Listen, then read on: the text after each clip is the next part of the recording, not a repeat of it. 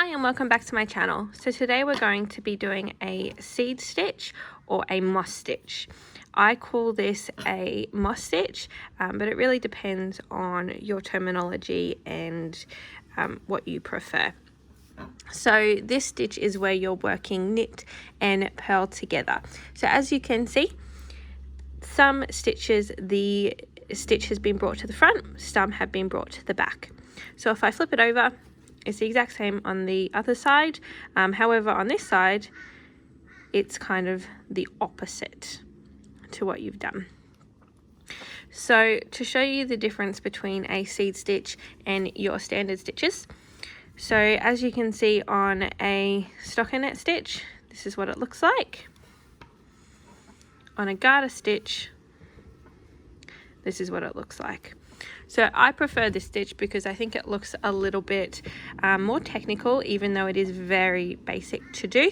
It also gives a really nice effect, especially if you're using yarns where it's like a multicolor. You kind of get this little rainbow and it just looks really, really like kind of hippie-ish, but it's also really cool. A lot of people always comment on, I have a particular snood and beanie which I've made in the Lime brand Woolies Thick and Quick in the color Hudson Bay, and it just looks so beautiful, especially in this stitch. It really works well with it. So to begin, what we're going to be doing is, as you can see, the stitch is at the front, so I want to bring that to the back. So we're going to go in as a knit stitch, and then we need to go into a purl stitch, but if I went over, it's going to cause all this issue. So we need to bring this piece of yarn around to the front, and then we go in as a purl stitch and pull it off, and then again put that yarn to the back, knit to the front, purl,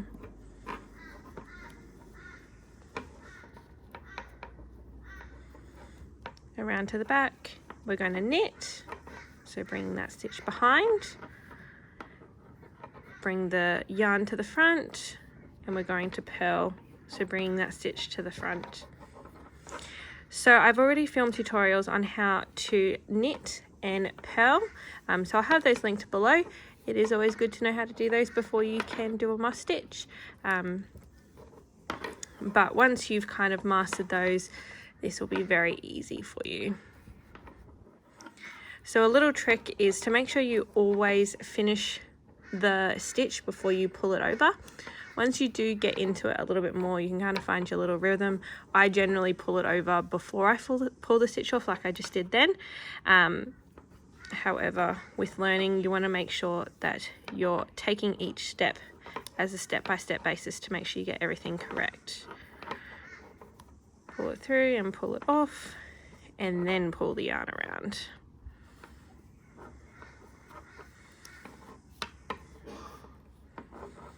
And you also want to make sure that you're keeping that tension, not too tight, because it will be too hard for you to pull the yarn through, the needles through the loops, too loose, and it will be all over the place. So that is how you do a moss stitch. So flipping over, I would just do the exact same on this side. So I'm currently working 15 stitches, so I'm working an odd number of stitches. So I would start with a knit stitch. If you were working an even number, you would have to start with a purl stitch, because the stitch would be at the back like this one here. So you always want to do the opposite to what is on there. So the last stitch was at the front, I need to bring it to the back, and so on and so forth. So with this particular stitch, it's generally written as a knit 1 purl 1, or in patterns it will be K1 P1 continue to the row, and then the second row will either be K1 P1 if you've got odds, or P1 K1 if you've got an even amount of stitches. So if I just continue to work this, it would look very similar to this down the end. So I hope that this tutorial was of assistance to you. If you have any questions, please don't hesitate to send me a message. I do check my Instagram a lot more than I will check my YouTube. I'll have that linked below. It's EMILYA KNITS. And I'll also have linked below the tutorials on how to garter stitch and stockinette. Hope you have a lovely day, and I look forward to seeing you in my next tutorial. Bye!